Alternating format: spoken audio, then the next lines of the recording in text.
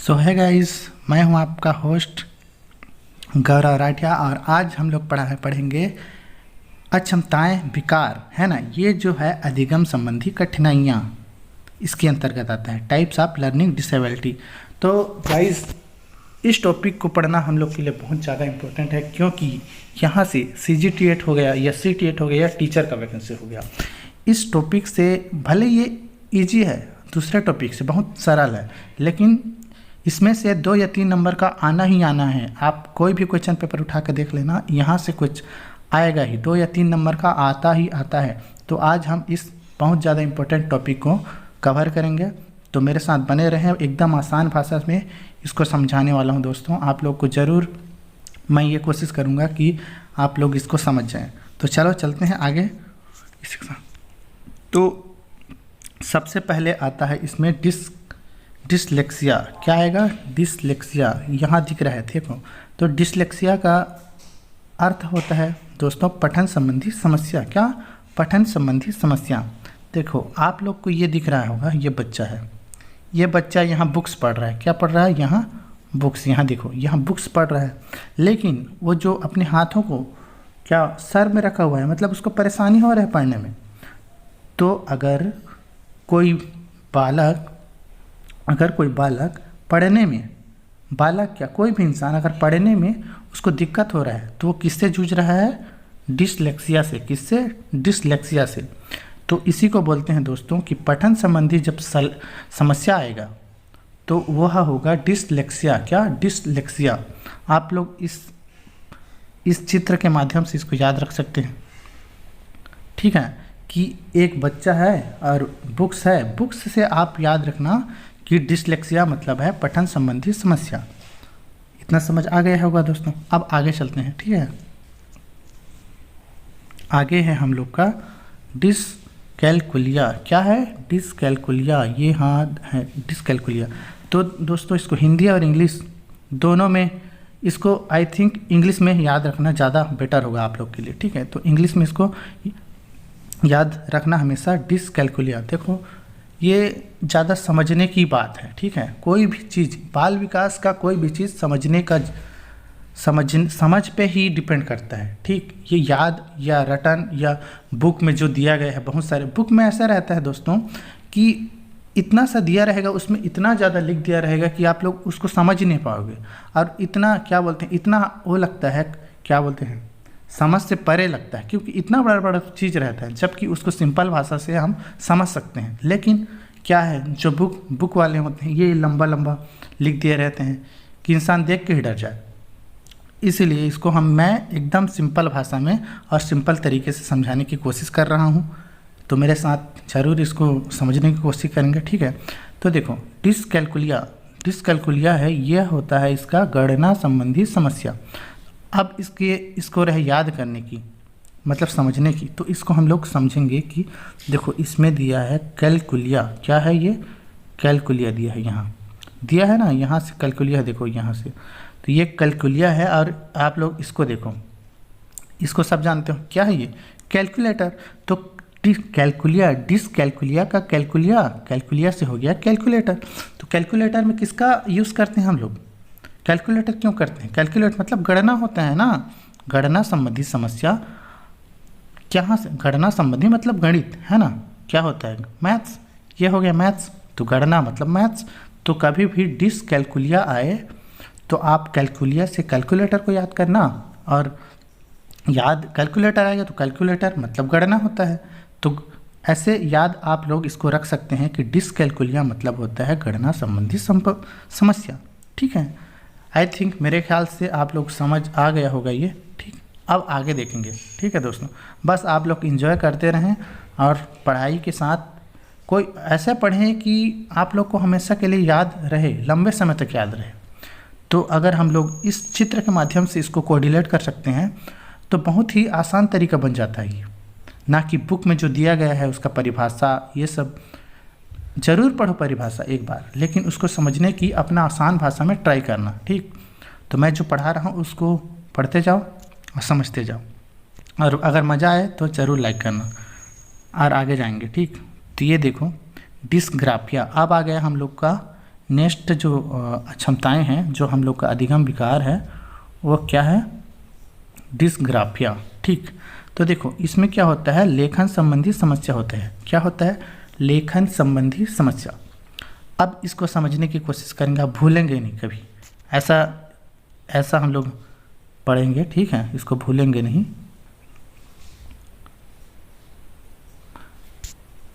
कैसी आ रही हो, देखो डिस्ग्राफिया और ये लेखन संबंधी समस्या। इसमें देखिए एक बच्चा दिख रहा होगा, ये एक बालक, वो क्या कर रहा है? बुक, सामने में बुक नहीं कॉपी रखा हुआ है और पेन से उसको लिख रहा है कुछ, लेकिन लिख तो रहा है लेकिन ऐसे लग रहा है कि वो बहुत ज़्यादा टेंशन में है। क्या है? टेंशन में है ना। लिखने में मतलब उसको कुछ ना कुछ कठिनाइयाँ हो रहा है। तो अब इसको याद कैसे रखेंगे हम लोग? तो याद रखने का तरीका आप लोग को बताता हूँ दोस्तों। देखो यहाँ दिया है ग्राफिया। क्या दिया है? ग्राफिया। तो आप लोग पढ़ते होंगे, क्या बोलते हैं, मिडिल से या हाई स्कूल में आप लोग स्टार्ट किए होंगे कि ऐसे ग्राफ बनाते होंगे। पहले ऐसे हम लोग प्रैक्टिकल बनाते थे ना, छत्तीसगढ़ वाले तो सभी लोग प्रैक्टिकल बनाते थे। तो ऐसे ऐसे लास्ट में जो ग्राफ पेपर रहता था, है ना, ऐसे ऐसे पेपर रहता था ना, ग्राफ पेपर जानते होंगे। तो वो क्या है? ग्राफ पेपर क्यों रहता है? लिखने के लिए, बनाने के लिए। तो इससे आप लोग याद कर सकते हैं, ये कोरिलेट कर सकते हैं कि ग्राफिया मतलब होता है लेखन संबंधी। क्या होता है? लेखन संबंधी।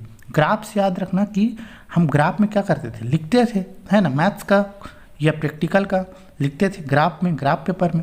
तो ग्राफ पेपर का मतलब समझ जाना, ग्राफिया मतलब समझ जाना, लेखन संबंधी समस्या होगा।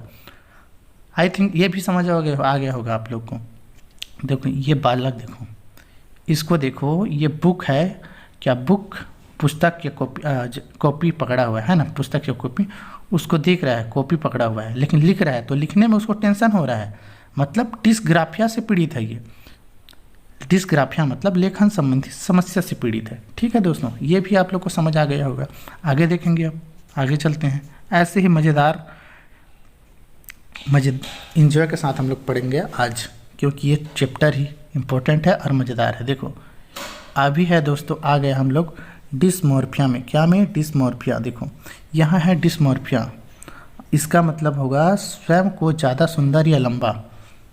देखो ये जो स्वयं को ज़्यादा सुंदर या लंबा, ये तो आई थिंक ये कुछ अलग बोल रहा है, लेकिन इसका सही अर्थ है कि अगर डिस्मॉर्फिया हो गया, डिस्मॉर्फिया मतलब होता है कि हम दो ठो चीज़ को देखेंगे और उसमें हम लोग कन्फ्यूज हो जाएंगे। एक जैसे चीज़ को हम लोग कन्फ्यूज हो जाएंगे।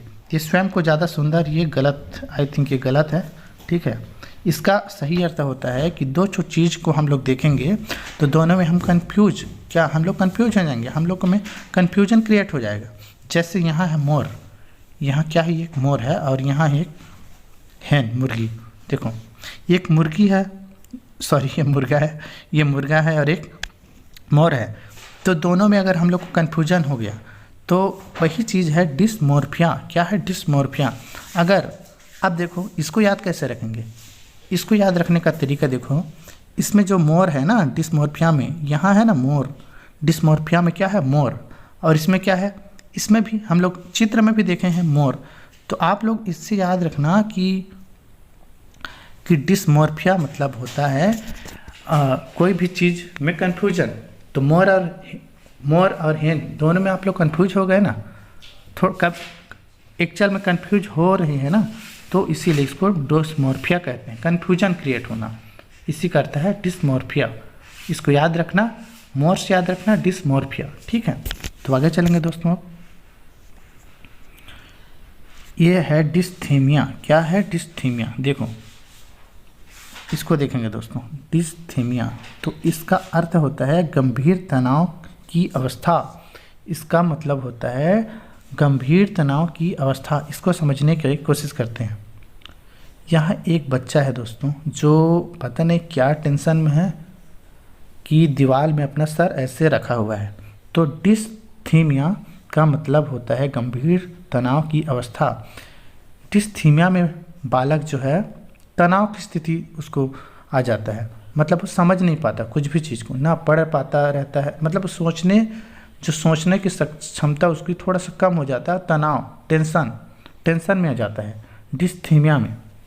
याद रखना, इस इमेज से आप लोग याद रख सकते हो कि एक बच्चा जो है एक बच्चा है वो बहुत टेंशन है, तो टेंशन से आप लोग थीमिया से याद रखना है ना।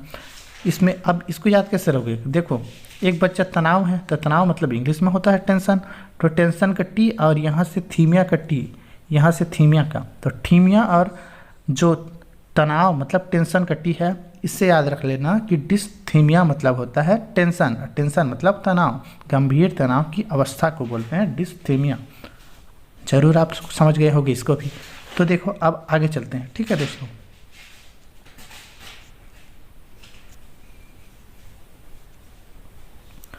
तो अब आ गया दोस्तों एलेक्सिया, क्या आ गया, एलेक्सिया, ठीक यहाँ नहीं दिख रहा है एलेक्सिया, इमेज को रुको, सॉरी चाहता हूँ गाइस इन सब के लिए, लेकिन क्या करूँ, ये जो ये है इसको इधर कर देता हूँ मैं। और आ गया अब एलेक्सिया, क्या आ गया, एलेक्सिया मतलब होता है सीखने में अक्षमता। तो एलेक्सिया मतलब होता है सीखने में अक्षमता। देखो इसमें क्या कर रहा है उसको पढ़ेंगे पहले, उसके बाद समझेंगे, ठीक है। तो मस्तिष्क में किसी प्रकार की क्षति के कारण पढ़ने में अक्षमता को एलेक्सिया कहते हैं। और तो देखो क्या है, एलेक्सिया मतलब होता है मस्तिष्क में, हमारे यहाँ दिया है क्या, माइंड, यहाँ आप लोग को चित्र दिख रहा होगा, दिमागी जो मस्तिष्क है हमारा, उसमें किसी प्रकार का क्षति क्या पहुँचता है, क्षति पहुँचता है।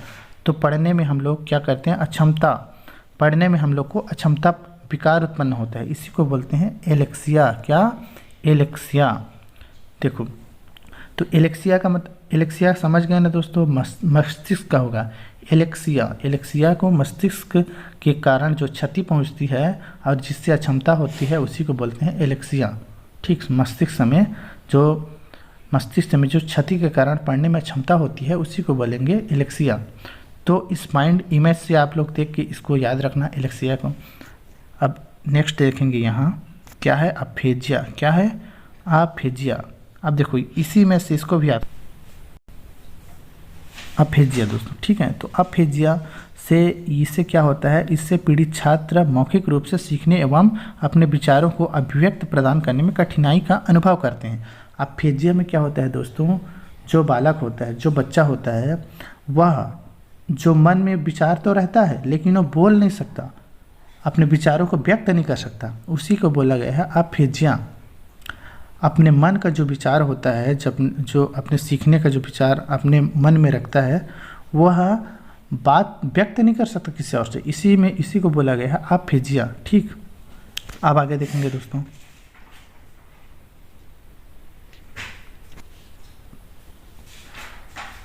अब नेक्स्ट आ गया दोस्तों डिस्प्रेक्सिया, क्या आ गया, डिस्प्रेक्सिया। ये क्या है, इसका अर्थ होगा, इसका मायने होगा गतिक कौशलों में संबंधित समस्या, गतिक कौशल संबंधी समस्या।